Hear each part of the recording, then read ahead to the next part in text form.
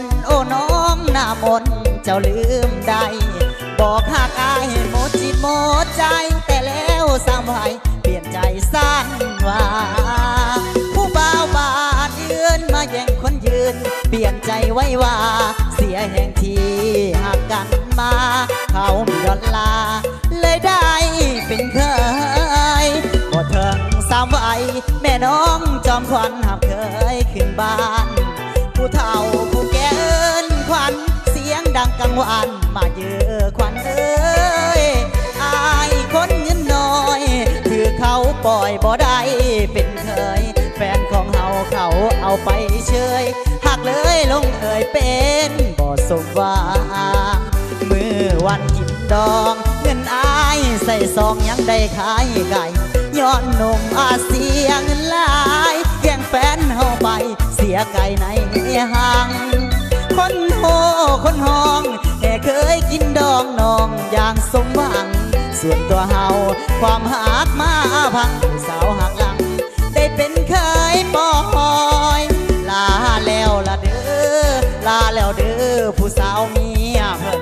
ให้เขาดมสองแก้มเปิ้นเวินให้ขอทางเดินจากวันสีว่าหากมีชาติหน้าคุณสองนำพาพ่อหน้ากันใหม่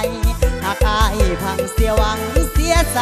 อายเงินบ่หลายจริงขายไก่สวยงาม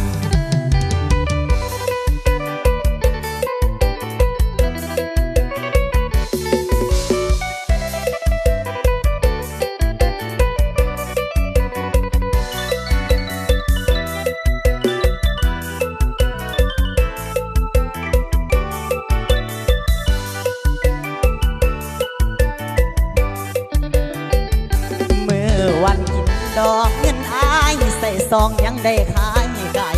ย้อนหนุ่มอาเซียเงินหลายแย่งแฟนเฮาไปเสียไก่ในห้างคนโหคนห้องแค่เคยกินดองน้องอย่างสมหวังส่วนตัวเฮาความหักมาพังผู้สาวหักหลังได้เป็นเคยปอ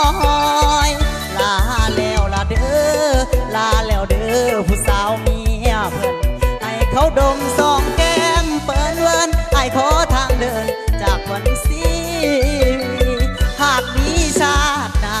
บุญสองนำพาพ่อหน้ากันใหม่หากอายพังเสียหวังเสียใจอายเงินบ่หลายจริงขายไก่สวยงาม